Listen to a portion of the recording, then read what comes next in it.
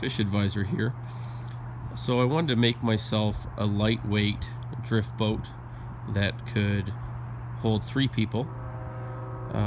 So I picked up the Intex Mariner 4 and also the motor mount that's available. And instead of putting a motor on it, I attached Scotty's anchor system, and that way because I fish rivers mainly, I don't need a motor. I just drift downstream, and that way I can anchor my boat in the slower pools, or if you want to anchor and get out in wade fish.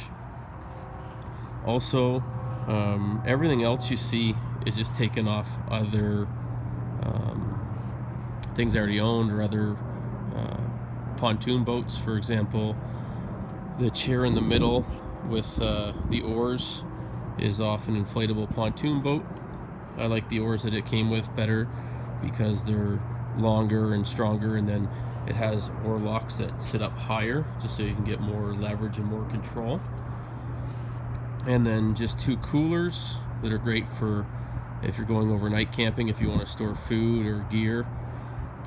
Also, the high back chairs on top of the coolers are just from my canoe that I purchased to make the canoe more comfortable.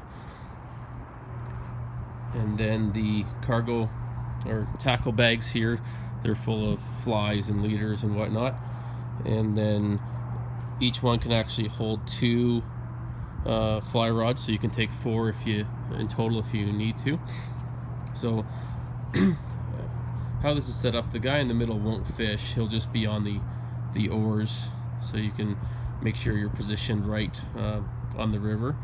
And then the guy at the back and at the front would be doing the fishing.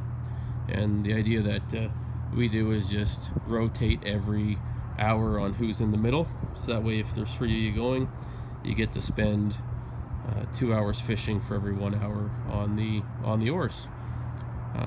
The reason I didn't put a floor in, I see a lot of people that modify these boats put in a floor.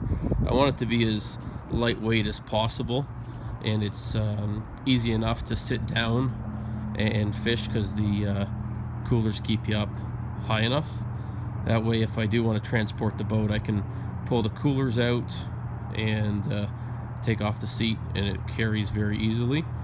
Or I also have just a utility trailer where I could tow everything as is, lock down everything with tie downs other than 2 high back chairs, and that way when I get to the river, there's no setup. I can just drop it in the water and float down.